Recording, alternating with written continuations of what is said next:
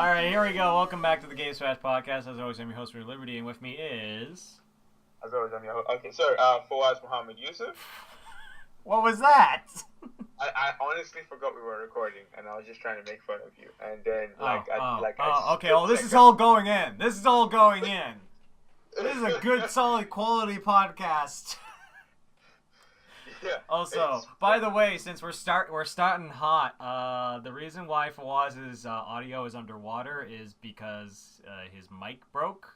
So yeah. So my laptop's crap. So if you guys wanted to donate money to the Fawaz get a new laptop fund, I would really appreciate it. Because my laptop, the audio stopped working. So I'm currently using a Bluetooth headset, and that comes with all the bells and whistles. Great audio. Great audio. It makes me think of my PS3 with the Bluetooth headset that I had. Anyway, we're getting off topic here. So, yes, I am your host, Remember Liberty, and this is Fawaz, as you know. And this is the most ramshackle way we've started a podcast in a long time. Anyway, we're going to be talking about some stuff. We're going to be talking about release dates announced for the first batch of MVC Infinite characters, which will be like Monster Hunter, Black Panther, and Sigma.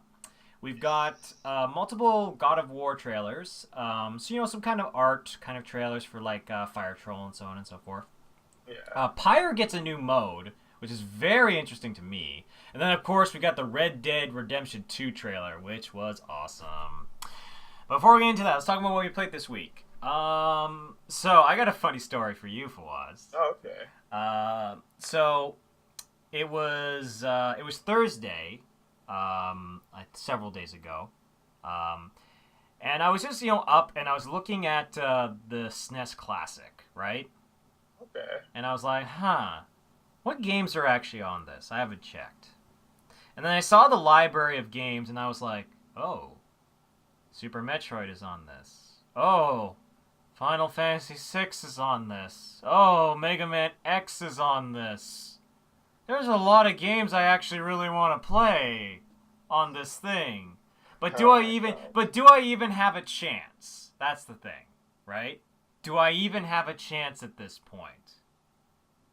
So I decided I'm going to try. I'm going to try because there's a lot of games on this that I really want to play. There's Link to the Past, there's Earthbound, there is value in this thing. Right? Oh my god. So I went on a little adventure. So I basically just at first, and this is the funny thing. I Thursday night I went to EB and I asked the guy, "Okay, I want you to be honest with me. Can you tell me if I should even bother? Are there going to be ones that aren't like just being held by pre-orders, right?" Okay. Just let me know. And he's like, no, we'll be good. As long as you show up when the store opens, you'll be fine. There'll be plenty to go around, right? And I'm like, oh, okay. So I leave, and then it's like, all right, I'll bus over, and I'll show up for like 8:30, and the store opens at 8, right? Okay. And then I wake up, it's like middle of the night, and I'm like, you know what? No. I'm going to wake up earlier than that, and I'm going to bus out sooner than that. So I bust out at 7:30 and I got there at like about 7:45. So I get in line and I'm looking around and I'm at the back of the line and the guy goes, "We don't have any more tickets." I'm like, "What do you mean by tickets? For people who didn't come here with a pre-order, we're giving out tickets because we have only a certain amount." And I'm like, "Oh, okay." And he's like, well, I can't guarantee that you'll be able to get one. And I'm like, okay. And he says, but there might be some walkouts. And I'm like, I'm already in the line. And I'm talking to this one girl behind me. And she's like, oh my God, I don't have a ticket too. What the hell are we going to do? And I'm just like, all right, well, Best Buy opens at 10. So we'll just run over to Best Buy. And she's like, don't worry. You can hop in my car and we'll just go drive over to Best Buy. And Wait, we have this like backup plan. Wait, okay. What's confusing about it? No, please continue. So I get we're sitting in line, store opens, and there are 3 walkouts. Like there's just 3 people who didn't come when their ticket number was called, so I was able to get the like second last one. Ooh. So I finally, I was happy. I got it, picked it up, and it's a really fun little console. It's How much did it cost? about $100. Tana. Well, okay, let's think of the value, Fawaz. Now, no, seriously, Fawaz. I know you say that because you like Tanner, like you're just spending way too much money. But let's realistically think about it. Each of these games on the Nintendo market, or like digital, where you can buy them digitally, right? Some of them you can't buy digitally, but some of them you can. Cost $20 to $25, right? Yeah. So if we take... Let me actually get my calculator right now. Oh my I'm actually gosh. going this because I got to prove to you that this was a smart decision. So we're gonna do 25 times 21 That equals statement that usually precedes yeah bad decision. bad decisions. All right, so if I calculate right now, if I was to buy all these games individually on the digital market, it would cost me $525. Oh, okay. So $100 instead of $525. That's a pretty good deal. I'm just saying. Hey, I'm not saying that it is. I'm just saying that Tana has like a big stack of games he hasn't beaten, but he's out there like, I wonder if I can find other ways to spend my money today. Well, it was funny because it's just, you know what the biggest thing what it was about is that I on my list of games that I really want to play, Final Fantasy VI is one of them, right? Really? Here's the problem. Final Fantasy VI is on Steam, but they took the pixelated assets and they smoothed them out, right? Oh, and that's it local. Oh, it looks terrible. And I've seen screenshots and it looks awful, and they thought it looked better, but it doesn't. It looks awful. And that's like the easiest version of that game to get. So I'm like, but I really want to play Final Fantasy VI because people tell me it's one of the better Final Fantasies to ever come out, right? Some people even say it's one of the best games ever made. So I'm like, I kind of want to play it. So that was my reasoning behind it. Anyway, the console itself is pretty good. I jumped in. I played a bit of Super Mario World. I played a bit of Link to the Past. It's an interesting mechanic in which they give you 4 little save states that you can use. So you hit a button on the console, and it's like, all right, I can save anywhere. So it's, you know how there's old games in which, like, dear God, I'm not going to play this the way it was intended because this is super hard. You can't save scum. Yeah, you can't save scum back in the day. Well, now you can. You can totally do that. You get 4 little save states. And you can actually play the games as intended. Absolutely. Like, you can still play them like the normal way, but you're meant to play them. You can, it's always that option's on the table, right? Okay. Now, the only thing I don't like about it is that in order to use the save states, the button is on the console itself. So whenever you want to save, you have to get out of your chair, hit the button, and then, use the controller to save in a slot and then continue playing. And it's just a little bit annoying, in which it's like, I wish that there was just a button on the controller that I could press to do that, Yeah. It's just like, it's not that big of a deal. The other thing that's a little bit annoying about it is that do not even, if you're hooking this thing up to a widescreen, because it has HDMI support, right? Do not even bother, do not, how do I describe this? Don't think that the regular cord lengths will be enough, because they won't. So get the extenders immediately. If you have a bunch of money to just throw away, then you can get the wireless, which costs almost as much as the console itself. So if you're Tana, you're saying? No, I'm not. I didn't buy it. I looked at that and went, no, I'm not spending another $80. Thank you very much. I'm saving that. That's how you know this is expensive. When even Tana was like, okay, you know what? I'm about to draw the line here. This is Listen, I'm going to spend that $80 on the collector's edition for Monster Hunter World that's coming out. Honestly, it's a really great little console. And like I said, that's going to be a great thing where, honestly, though, now that I'm looking at the back end of this year, there's not a whole lot coming out that I'm interested in. So once I catch up, like once I beat Nier Automata and Pyre, then I'll have something that I can jump into. Oh God, I still have to beat Witcher 2. God damn it. Yeah, no, you're not gonna beat Witcher 2. No, never, no. You know what? I almost don't know if I should. Just to keep that gag going, you know? Have the running gag, like 2 years from now. Hey, Tanner, have you beat Witcher 2 yet? I'm halfway through. Almost there. No, that's not gonna finish Witcher 2. But okay, that's Yeah. pretty cool. That's pretty much what I did this week. What about you? Yeah, it's funny. It's funny that you mentioned Final Fantasy VI and how ugly it is because speaking of ugly, I played Marvel vs. Capcom Infinite last week. Yeah. I went to the we have the weekly tournaments and stuff, and I went there, and it's okay. So I just want to throw this out. Nothing I'm gonna say here discredits anything I said before. Pretty much everything I said before still stands, but it's a fun game. Like that's just the the gameplay itself is fine. The active switch system is really fun. I give them credit for one thing. It really feels like they might not have learned from their mistakes with Street Fighter V, but it definitely seems like from a gameplay point of view, they learned from their mistakes from Marvel 3. Because there's so many systems in place here that feel like they were specifically designed to deal with issues that Marvel 3 had. First of all, one-touch kills. They might still be in the game. I'm pretty sure you can find some. But it's really difficult. It's really difficult to kill a character with one hit. Ignoring the fact that, the game has built-in bursts now, the way the scaling works in this game just makes it very, very difficult to kill a character, which is good because now, all of a sudden, losing a character is actually a big deal. In Marvel 3, if you lost both of your characters, it's like, okay, sure, but I still have X Factor, so, there was even a running gag that, teams that had Virgil at the end, when you are killing their characters, you're doing them a favor because you're just making Virgil stronger. So yeah,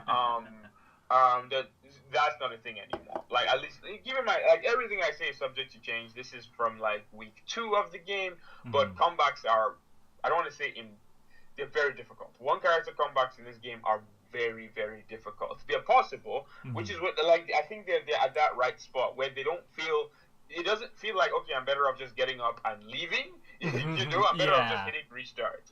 If they still feel possible, but they are difficult. They're actually difficult. What else? Yeah, I like the fact that it actually, part of the reason why comebacks are so difficult is because the game is, like I mentioned on the last podcast, the game really feels like a 2v2 game. It feels like you are actually using your other teammates all the time, and it's not just the occasional assist call or something like that, right? Or the occasional DHC. It feels like it's actually Dante and Virgil, if only. I was gonna say it definitely, from what it looked from the gameplay that I saw, it definitely looked a lot less chaotic. Whereas as someone who is watching Marvel, from a casual perspective, there's a lot of times where I have no fucking idea what's going on because so much shit is on the screen. Well, that is still going to happen because you can have all 4 characters on screen at once, and you can have I'm saying that there's a difference between having 6 characters on the screen at once and 4 characters on the screen at once. There is I get you. Yeah.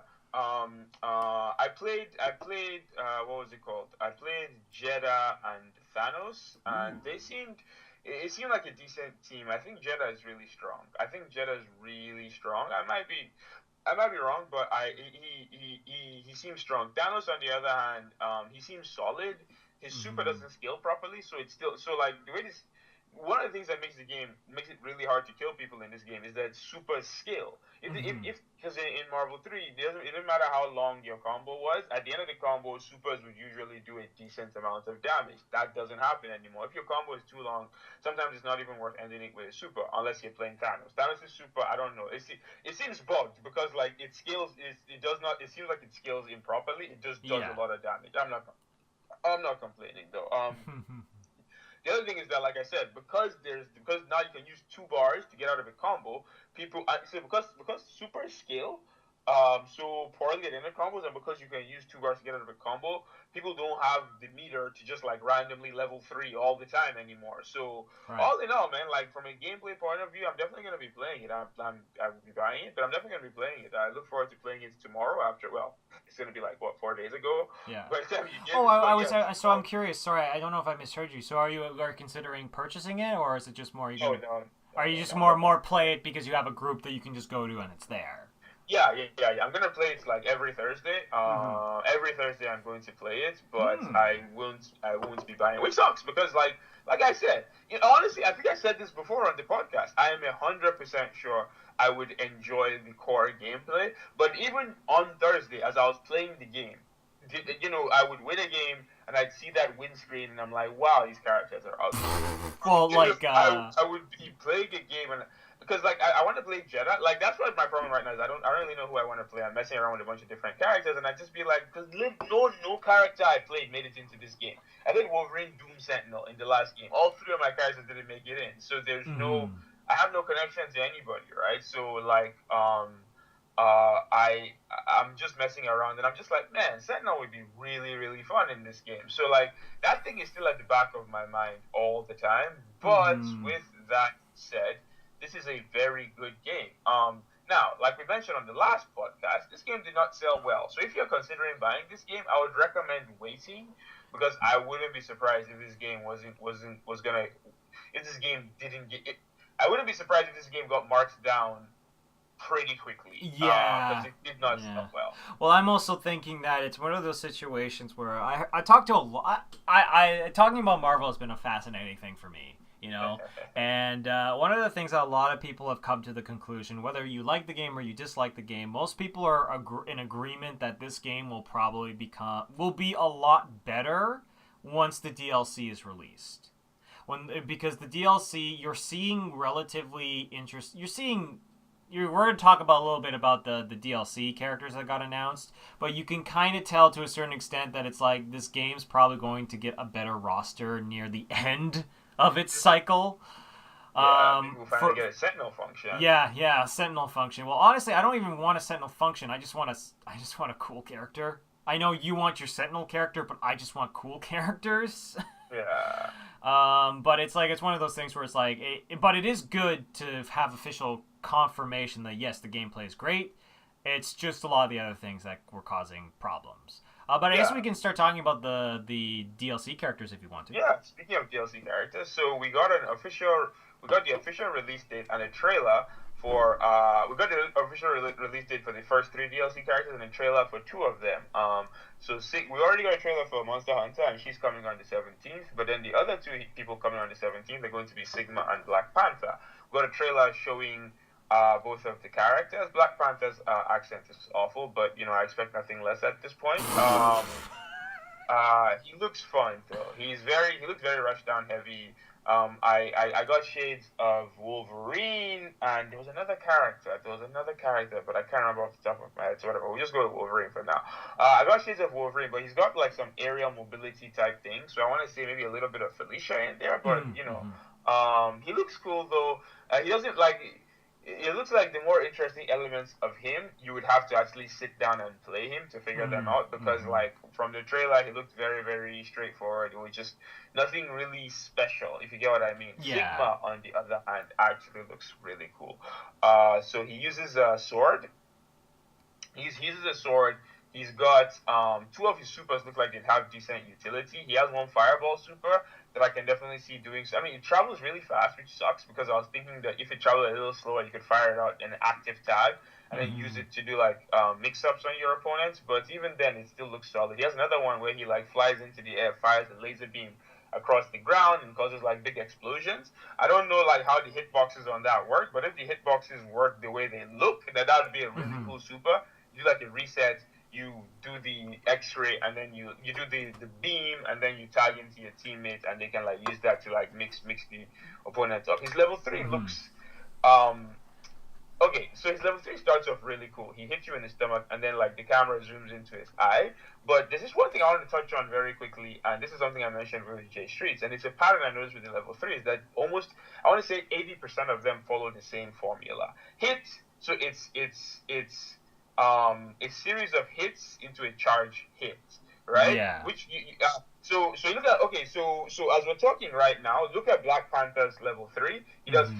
hits, knocks them into the air, charges up, hits them, right? Yeah. Sigma starts off really unique, goes into his eye, then he has those clones hit, toss your opponent into the air, charge up, sword, hit, right? You Yeah. look at Captain Marvel, Thanos, Mega Man. Ultron, Does Mega Man do Hawkeye. that too? Because I think I saw Mega Man Super where it's similar, where it's punch, punch, punch, shoot in the air, super blast. Yeah, Mega Man, not Hulk, Thor, Captain America, Gamora, like so many of the level three, so many of the level threes in this game follow the same pattern, and it's surprising, because It's one of those things where it's like it's kind of like when it's kind of like when you're playing Smash Brothers and it's like the supers are like very similar, like in style and look, and you're just kind of like, uh, like you wanted to see at least some like different. Like I feel like that's something where it's like you think they're doing different camera angles and to trying to make them look different, but at the same time like um structurally there's like a couple things where it's like it's just you that's the same thing, like we just described it, punch punch punch in the air, like super head, punch punch punch in the air, super head. yeah, for comparison's sake, let's look at Marvel 3, right? Because, sure. So you got Magneto, Gravity Squeeze. He knocks you down, he charges up, and then he crushes you, right? Right. You got Doctor Doom, the blender. He sits down in his chair, he puts you in this giant blender, and then he like slams down and it explodes, right? I'm trying to think who else. Virgil, he slashes through you, a bunch of swords come out, they all go, okay, no, he slashes, a bunch of swords come out, he turns around, puts his sword in, and the swords go in, right? Yeah. It's as opposed to here where like, and the thing for me, maybe I'm not articulating what, because here's the thing, like I watched a bunch of the level 3s, because there was a video on IGN that was talking about all the level 3s in this game, and I watched it, and I was just like, these level 3s just don't look good. Most of these level 3s just look uninspired, and I could not put my finger on why. Mm-hmm. This is what I think the issue is, but I'm not sure. I'm not entirely sure, so maybe I'm articulating this incorrectly. One thing I want to quickly touch on, because I'm trying to be a little more positive with the game. Doctor Strange is one of the best looking characters in this game. I was messing around with him, and he doesn't look awful. I love how that's a compliment. Like, physically, he doesn't look awful, but like his particle effects are some of the best in the game. Because like one of the things I hate about Dante, other than the fact that he looks like he's a recovering crack addict, is that his particle effects all look awful. Yeah. Twister, the big fire one looks awful. The ice moves all look awful. Jam Session looks okay, I guess. No, Jam Session actually looks good. I take that back. Jam Session looks good, but all the other moves just look terrible. Doctor Strange is the opposite, man. All his moves look amazing. Like, the particle effects on all his beams and his blast and everything just looks so good. And it's so yeah, I mess around with him. He looks cool. He looks like he has some. It looks like people are sleeping on him. But I'm definitely gonna play Dante. Funny story about Dante, and this is gonna be the last thing I'm gonna say, because we still got a podcast to do. But funny thing about Dante is that in Marvel 3, literally from day one, I always wanted to play Dante. I always wanted to play Dante in that game. Right. But I kept pushing it off because Dante he was a little hard to play execution wise. So I kept on procrastinating. I was like, okay, cool. I will I'll learn him later. And here we are 4 years later, and I still don't know how to play Dante. So I'm like, okay, with this game, I'm playing him. Like, okay. I'm playing him, I'm going to suck with him, and I'm just going to, figure it out. Yeah. But yeah, did you have anything else to say on Marvel? No, I remember joking with you a couple minutes ago that it's very hard to not see Buzz Lightyear when you're looking at Sigma. It's very hard. Like, I try, and I know he's from Mega Man, and technically, did this come before? Did Sigma come before Toy Story or after Toy Story? I want to say Sigma came before Toy Story. Toy Story was 1999, right? Yeah, 1999, I think. I think Sigma has been in every Mega Man. Or was he originally in Mega Man X? Shit, this is something you should have told me before we started doing the podcast, because now I'm trying to do research really quickly while I'm killing time and stuff. Nah, Okay, nah, nah, it's I'm fine, just it's gonna fine. say was Lightyear came first. Just, Yeah, but probably. It was just funny because I was like that. Hey, that I would love if in this super he just said to infinity and beyond. Just like that would actually be pretty fitting considering we're playing Marvel Infinite. But anyway, to go from hey. one versus game to another versus game that revealed a bit of news. So this is not like crazy news. It's just something small. We just got a little bit of gameplay of Ruby Rose in Blaze Blue Cross Tag Battle. Yeah. So it's a quick match between Ruby Rose and Ragnar player and a Ruby Rose and Jin player. The reason why I wanted to bring this to our attention is that I was watching the gameplay, and one thing I noticed, because it's funny, because the article I'm reading is talking about Ruby Rose and her gameplay, and I'm like, she's just a character with a giant scythe, whatever, I don't care. However, the conversation is all talking about Ruby Rose. I'm so excited for her. One thing I noticed that no one is talking about is that both characters, like, it was Ruby Rose versus Ruby Rose with Ragnar and Jin as the assist, right? Both Ragnar and Jin used multiple moves as assists in the video. Yeah. So like, I'm not sure. I'm honestly not sure how this even works. If this is a situation where you can pick multiple assists with your character, or if it's a situation where you can. If you can do inputs with the assist button and like they'll do the corresponding special move, although I imagine that would be very, very complicated and convoluted. And well, I know Skullgirls has a thing where you can have custom assists. Yeah, but you pick those ahead of time. You pick those ahead of a time, so yeah, it sounded like you were picking different ones on the fly.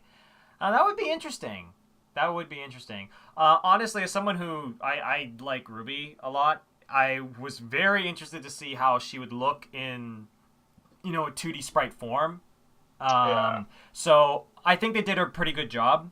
Those are all... The thing is, like, it's one of those things where, like, those are all moves that she does from the show. So, like when she puts her scythe in the ground and starts, like, shooting and, like, cocking the gun... Like, that's something that she does all the time. Her super is basically her super in the show, in which she becomes, like, this, like, ball of, like, rose petals, and, like, it just becomes, like, a little, like, cloak and shoots forward. Yeah. I also like the fact that they show all the petals, and the petals actually change color, depending on what color you use, which I think is a nice touch. I love situations like this, right? Where two people watch the exact same video and just see like completely different things. Here's the thing. Like, it's like, no, but let's be realistic. You have more knowledge when it comes to like the core mechanics of fighting games, whereas I'm a little more interested in the presentation. So it's like, and plus I have more that I can say about the presentation most of the time. I'm not even saying this to like make fun of you. I just I actually really like it. I like when you have multiple people watch the exact same thing, and they're all like this. They all see completely different things. But yeah, you were still going. I just for a moment, I don't know if I thought that they were actually on Beacon. But is a place Beacon? In the Beacon is a place in the show. Like, I thought the stage was Beacon, but then I was like, no, it's something from Blaze Blue, I think. Probably something from Blaze. Yeah, something from Ruby. We're probably gonna get a level from Ruby though. I would assume so. Probably Beacon. I would think would be the most. I think Beacon is probably the most iconic place in the show. So I think that would be the best one to pick. I would be very, very interested to see. This is the thing I'm interested in, because right now it's like, for example, they announced Yosuke a couple like weeks ago that he was coming to the game officially, right? Okay. And it's like, we all know that Yosuke was coming, right? We could feel it. It's like you're gonna have Yu Narukami, then Yosuke's gonna be next in line, Yeah. So it's kind of like, it wasn't really surprising, but it was nice to just, okay, we get it, we see it. So I'm more fascinated to see what weird picks they're going to have for this game, And I'm especially interested which characters are going to choose from Ruby. Because are they just going to have the main four, or is there going to be a couple of odd picks? Because the thing about Ruby is that there's a lot of characters in that show that I think would make really good fighting game characters. I think you mentioned one with like the gauntlets. Yeah, she is literally a fighting game character. Yang Xiaolong. Like literally, it's like she has to be on the list of characters. Like she has to. Like she would be the Akihiko. Like she would be a perfect rushdown kind of character. Okay. It took me a second to remember who Akihiko was. Yeah, sorry, Akihiko from Persona 4 Arena, I guess. Yeah. Sorry. What was I saying? No, that's a good point. I think because they're reusing assets from Blaze Blue, I wouldn't be surprised if the roster was kind of big. Now, I'm trying to keep my expectations low and just saying, like a 30 roster, 30 character roster, but I honestly wouldn't be surprised if this game had a much bigger roster because like they're reusing assets. Like let's just call it like it is. It's funny. It's funny. Capcom is sitting there like, okay, you guys are shitting on us for reusing Marvel 3 assets. These guys have been reusing Blaze Blue assets since the first one 7 years ago. Yeah. No shame. No shame. They're at least they're being honest about it, I guess. They don't hide. They don't even hide it. They just keep it real. But yeah, I wouldn't be surprised if we had a little bigger roster. And if the roster, obviously bigger roster means that the odds of the oddball character increase, which I'd really like to see. I really like to see which oddball Persona characters they add. I really like to see which oddball Blaze Blue characters they add, and I'd really like to see which oddball Ruby characters. Ruby characters. See, for me, it's like I'm interested in the Persona, obviously, and the Blaze Blue, but I'm more interested in the Ruby ones because those are the ones that are completely new. Those are the ones that they actually had to make sprites for. Yeah. So they're like, okay, we'll only add like 5 Ruby characters, and then we'll just reuse assets for every other character. Yeah, exactly. Yeah, I guess when you say it like that, it's like, okay. I see how they were able to greenlight this game. Anyway, speaking of other cool stuff, we got some multiple God of War trailers. So it was basically a lot of art kind of trailers showing off different monsters that were supposed to be in the game. They showed up. Sorry. Sorry. No, what were you gonna say? I was just gonna list the monsters that they showed up, but please, you go first. No, I would rather you list off the monsters and then I'll say my point. Okay, cool. So yeah, they showed off the Fire Troll and the Revenant, and they both looked cool. What I liked about this, and this is why I was so excited when this game was announced, was that like I've said multiple times, I think on this podcast, I think Norse mythology, I think non-Greek mythology is like heavily underrepresented in video games and in pop culture, but let's just focus on video games for now. Yeah, I think non-Greek mythology is heavily underrepresented. Right. And just watching these videos talking about like different, well, not talking about, that's a bit of an exaggeration, just showing different monsters, it got me excited about the idea of it got me excited about the idea of delving deep into Greek mythology, fighting like the world serpent. I forget what that thing is actually. It's called. like I think it's like a world. It's literally probably like the world serpent. Because like literally that's what one of the creatures from Dark Souls is based on. Oh, okay. Yeah. So there's big things like the world serpents and Loki and all these other guys, but there's also the smaller things like revenants and Draugr. And fire trolls that I'd love to I'd love to learn more about. So Revenants are really cool. Like I know more about Revenants because they're a D&D. Like D&D took that mythology and put it into the system. But Revenants are really, really fascinating. Like from a lore perspective. They're like beings that their sole purpose for not dying is to get vengeance, which is like literally they cannot die. It doesn't matter. Like in the lore, I don't know if this is from the Norse mythology lore, but I know at least from the D&D lore, which it borrows heavily from. They explain that revenants, like even if you destroy the body, the soul of a revenant will find a new body to inhabit and continue its quest for vengeance. Wow, that's hilarious. It's freaking awesome. It's awesome. But yeah, no, I'm excited to see because there's a lot of like, yeah, and you said it. It's like there's a lot of underplayed like mythos in like Norse mythology and creatures from Norse mythology that would be really interesting to see in like a big budget game, fully realized. So Yeah. that's what makes this very exciting, and it makes it more exciting than what we got for so long with its which the other God of Wars, in which the problem that I feel like the problem with the original God of Wars was that when we got to 3, it was like I'm done. Like we get it. Like Yeah. you've shown everything. Kratos has killed everyone. Like there's no place to go at this point. Yeah. So That's why that yeah. that's why Ascension felt so phoned in, right? Because Mm-hmm. it was like, okay, we've spoiler alert, we've killed all the gods. Mm-hmm. Literally all the gods. We've seen everything. We've seen Hercules, we've seen Hydras, we've seen Minotaurs, we've seen Centaurs, we've seen Medusa. It's like there's at this point you know how like have you watched Beware the Batman? Beware the Batman. What's that about? Yeah. It's an animated Batman series, and in the series, they were like scraping the bottom of the barrel when it comes to Batman villains. We're dealing with Right. like Firefly and all this other, and that's what it felt like with God of War Ascension. Mm-hmm. It's like the one they announced the game, they're like, oh yeah, you're gonna be fighting the harpies. I'm like, really?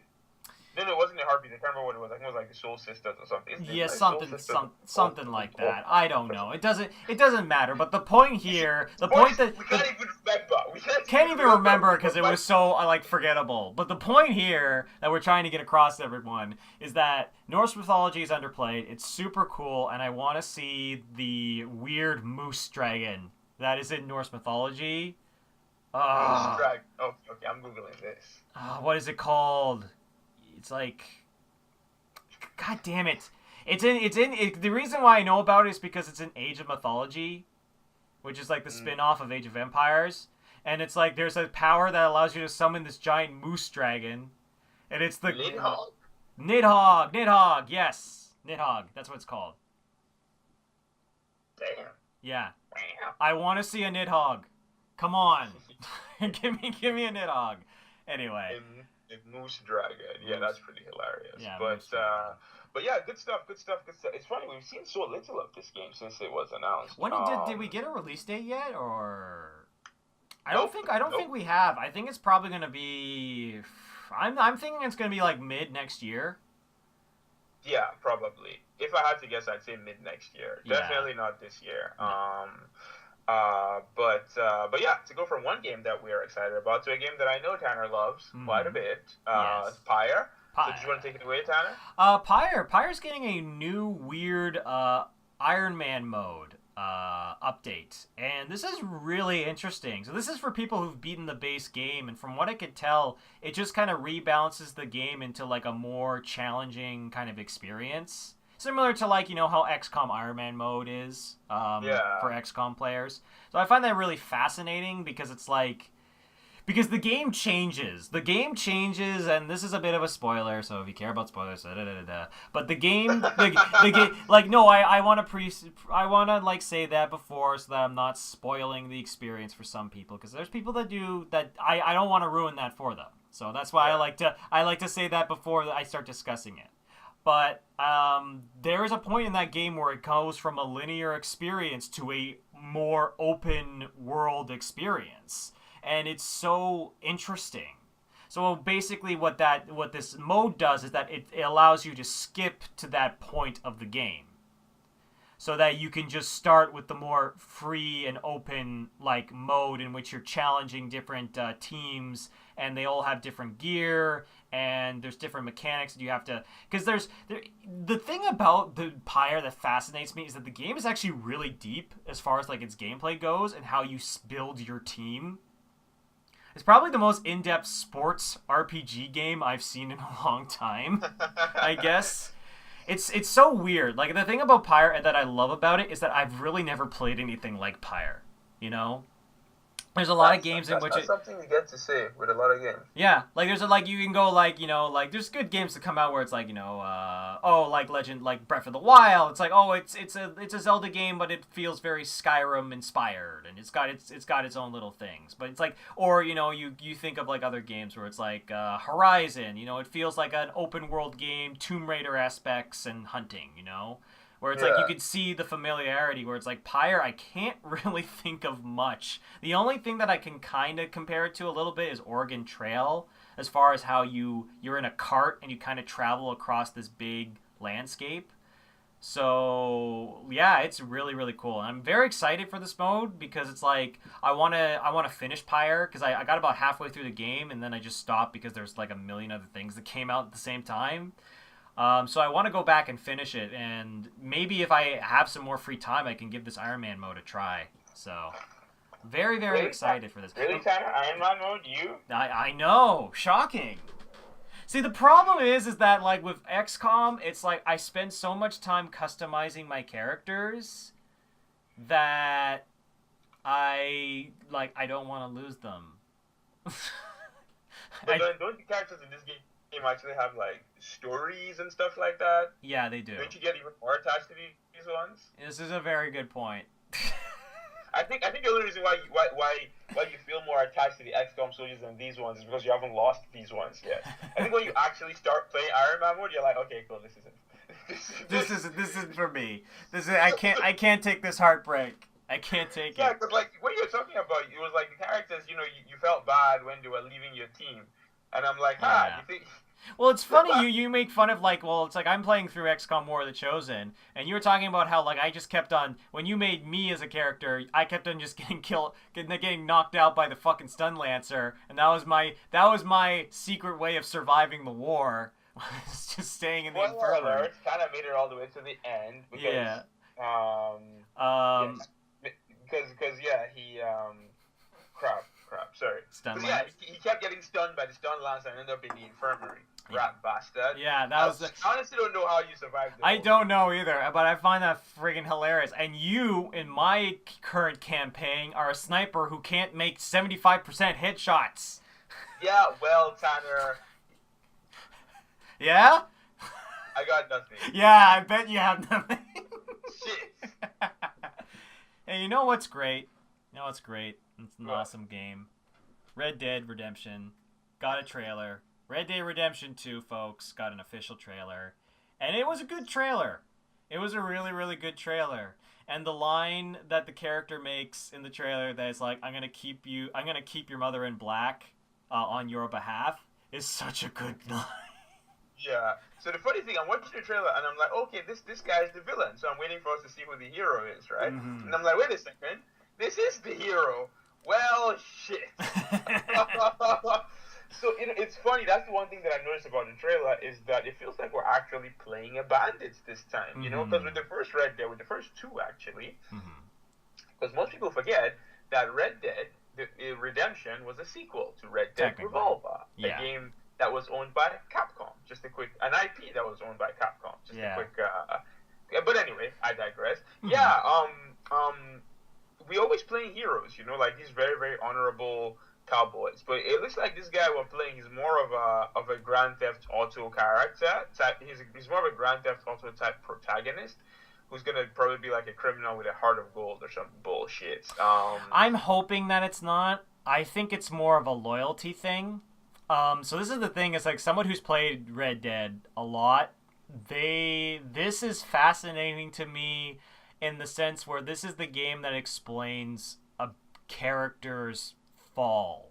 Not a character's fall, but how a character became a certain way. So the very last line is that you have my back, right? And it's like I always Dutch, right? Uh-huh. And Dutch is one of the main antagonists in Red Dead Redemption. He's one of the last people you have to hunt down. And when you meet Dutch, and I'll this is spoilers, so I'm just once again. It's been like almost 10 Yeah, years. I know, but still, I like to preface it. Something seems really off about Dutch. Like you can tell that there was a moment that Dutch kind of lost it, And that was the reason why John Marston left and kind of left the gang, right? And there's actually a lot of speculation that John Marston is probably going to be in this game. So you're going to get to see a John Marston before he tried to redeem himself, which I find would be interesting. Like, you get to see two characters. You get to see one character that might be going deeper down, like, the wrong path. Well, you get to see glimpses of another character starting to kind of redeem himself. Or you get to see the catalyst, which I think would be a fun thing, in a story. And it also fixes the main problem that I had with Red Dead, is that one of the problems I had from a gameplay perspective is that there were moments where it's like, I actually want to be a bandit. You know, I actually want to be a bandit and go stealing, like, you know, lassoing people and, you know, robbing banks and, you know, jumping on trains, right? But I never wanted to do that because it went against what my character would do. Yeah. Because John Marston wouldn't be like, I want to go rob some trains for funsies, you know? Like, John Marston wouldn't do that. No. So that's why I'm kind of like, okay, this makes more sense, where it's like, okay, maybe they're making it so that the players, they feel like this guy would actually go and steal a bunch of shit, and they're implying that, like, this gang is being chased across the world at this point. So now when you were talking about the GTA protagonist thing, that's where I'm a little bit worried, because personally I have not really enjoyed playing as any of the GTA protagonists in Rockstar's games. John Marston was the only character I actually liked playing. Like, period. I actually liked playing as John Marston. But I didn't like playing as, like, Michael in GTA 5. I didn't really like playing as Nico from GTA 4. Barasaru. Yeah, sorry, I probably pronounced that completely incorrectly. Nah. Close enough. Welcome to America. I love that line. Okay, that line is pretty good. No, Nico had some great lines, but I never really liked playing as him. Yeah. So I see what you mean. So it's kind of like one of those things where it's like, I really hope that they don't screw this up, as far as, like, I want him to have, like, if I'm going to play a character that is, like, a rough bandit kind of character, I want him to at least have some reasons for doing that, other than just shits and giggles, you know? Or I want a reason to, like, want to care that bad things are happening to this character, right? Yeah. So that's my hope. But honestly, the trailer looks great. Apparently it's coming out next year, spring, so I'm gonna guess maybe April, perhaps. Probably April. If I had to guess, April was the first day that came to my mind, so I'm gonna go with you and say April. But at the same time, we haven't seen. I mean, the game looks pretty far along in development, so there's that. But on the flip side, we still haven't actually seen anything. Now, with that said, this is how Rockstar market all their games. They rarely ever show gameplay walkthroughs.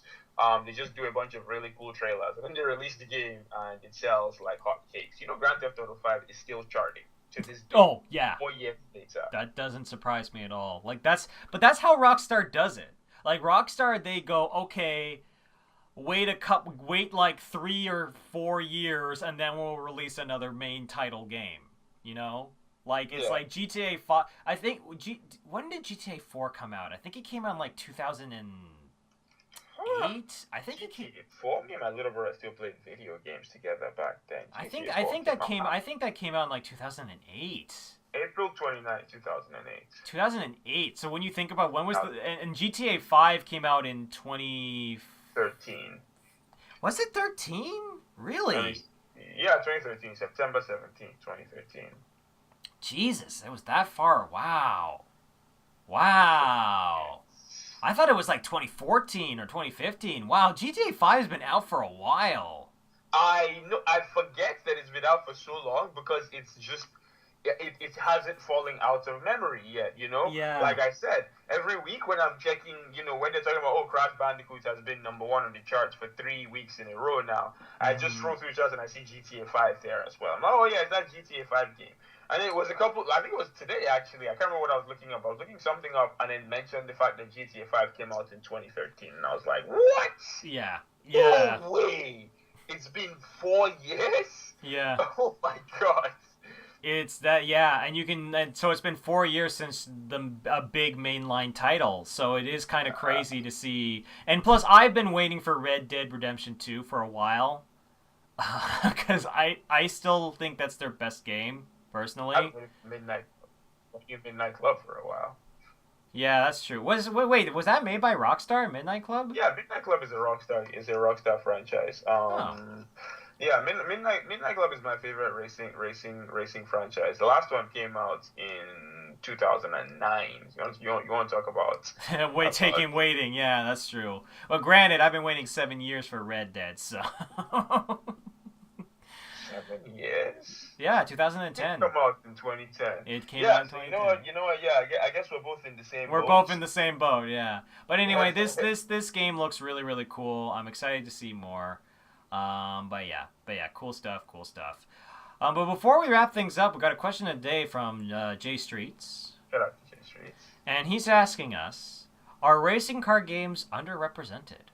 Well, I guess it's a good thing I finished on that point that I just finished on, because yeah, now I can segue directly into the question of the day, Exactly. which I respond, hell to the yes. Hell Mhm. to the yes, racing games are underrepresented. If you don't like playing racing sims, there's barely anything for you on the market. I say that as someone who doesn't like playing racing sims, and as a result hasn't bought a racing game in almost a decade, Yeah. actually. So, like, because the Need for Speed series is shit now, right? Like, most of the games just aren't very good.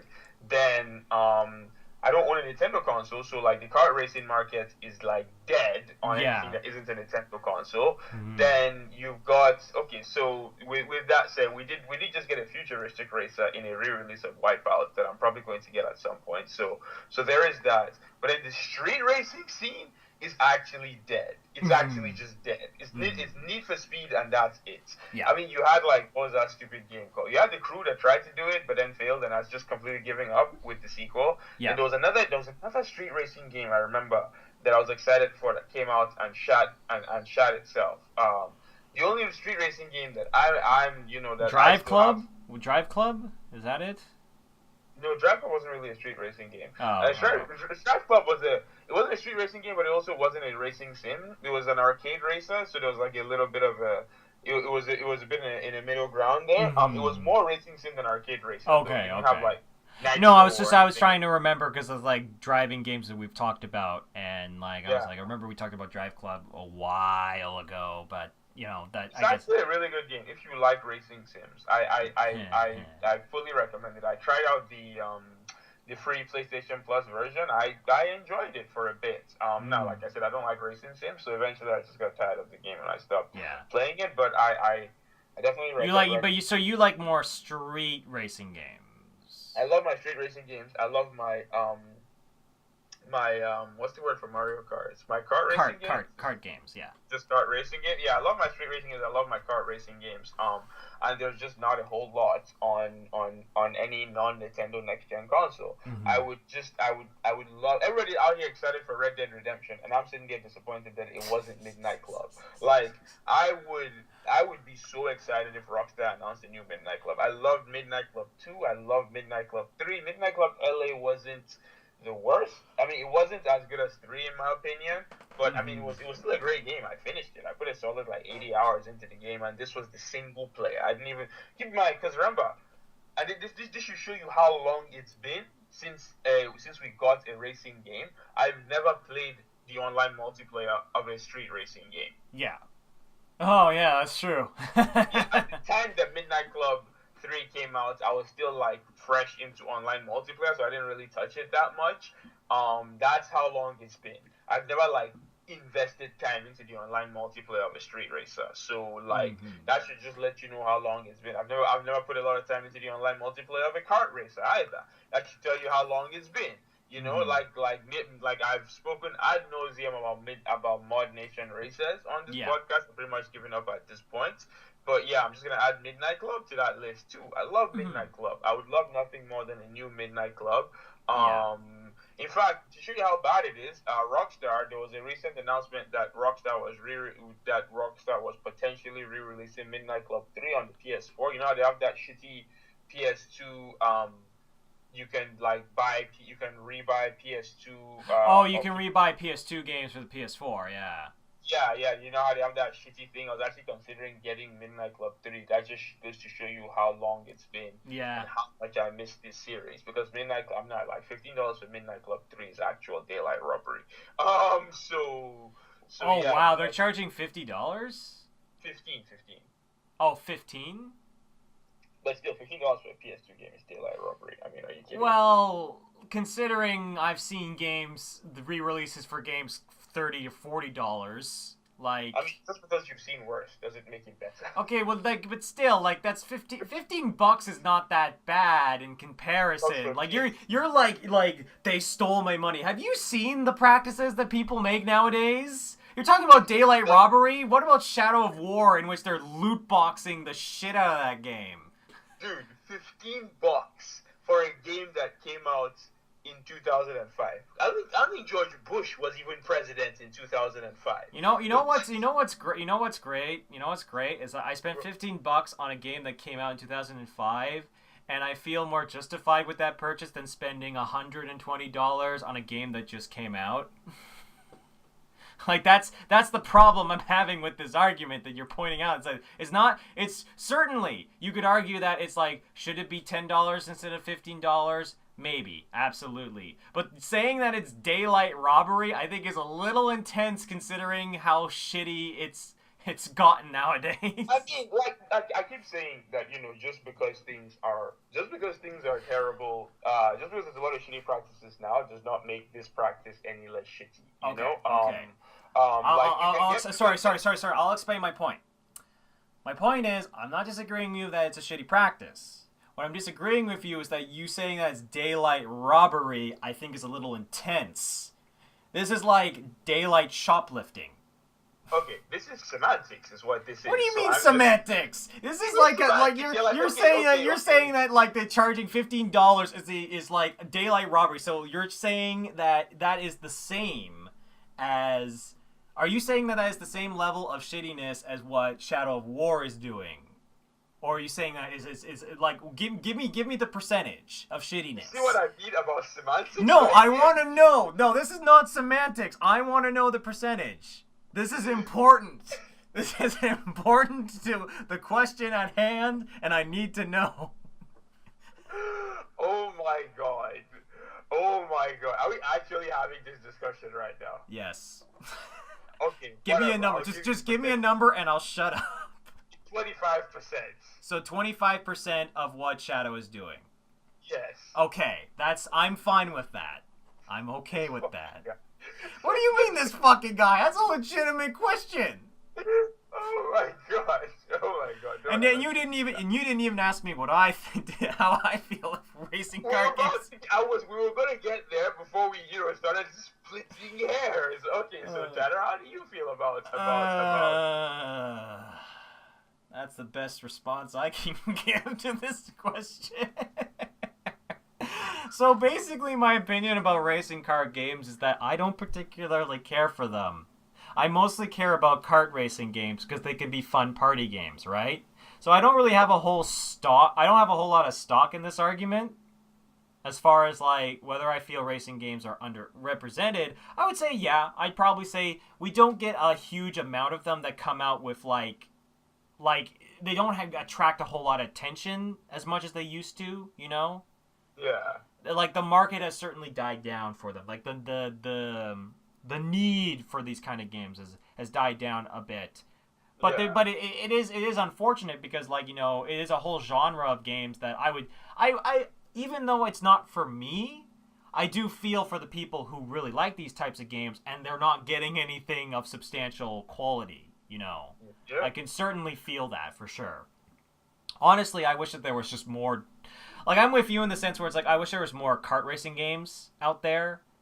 Like, even though, like, I don't think Jack X is that great of a kart racing game, at least it was something,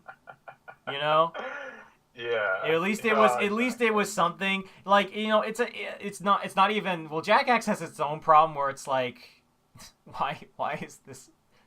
How did we get here? Like, how did we go from an adventure game in which you shoot guns and do cool flips and climb towers and walls and fight metalheads, and now we're in cars shooting machine guns? The actual reason why it's so contrived, it's like, oh, you know, this one gangster invites a bunch of people that Jack, you know, including Oh Jack, yeah, in the story, it's the best. to No, this party, and then he poisons everybody, and he's like that. Oh, he has the cure, but to get the cure, you have to win this racing tournament. And I'm like, you know what? I would have preferred if you guys didn't put any story at all. oh no, it's so dumb. It's dumb. And Daxter's like, why? Like, every person in the party is like, why did we come to this party? Like, this doesn't make any sense. We all know the guy's a dirtbag, so why did we even bother? And the best part is, I'm gonna spoil something at the end that's hilarious. At the end of the game, he explains that his daughter was there, and in the message he explains that, okay, if you don't drink the water 3 seconds after, like, you wait for 3 seconds after everyone drinks, the poison will, like, dissipate and not be effective. So you won't actually be poisoned, but it will look like you've been poisoned. Right? It's so stupid. It's so stupid. It's so stupid. The problem is that I love Crew. The problem is that I really like Crew. I think Crew is the best part of that game. How do you spell that? C-R... Krew. He's the fat guy. He's the fat guy in the hover chair. He's such a slime bag. He's such a slime bag, and I love him. Yes. Yeah, I knew him. I just didn't know him by name. Yeah, he's really great. He's really great. But yeah, I guess that's my response. You know, like, personally, I think they're underrepresented. I don't have a whole lot of stake in this fight, but at the same time, like, I understand. I feel for the people who aren't getting what they really, really want. For sure. But if you got a question for us, make sure to leave it in the comment section. We'll make sure to answer it in the next podcast. And as always, this is your host, Liberty, and... 4 hours for Parliament Yusuf. And we'll see you guys next time.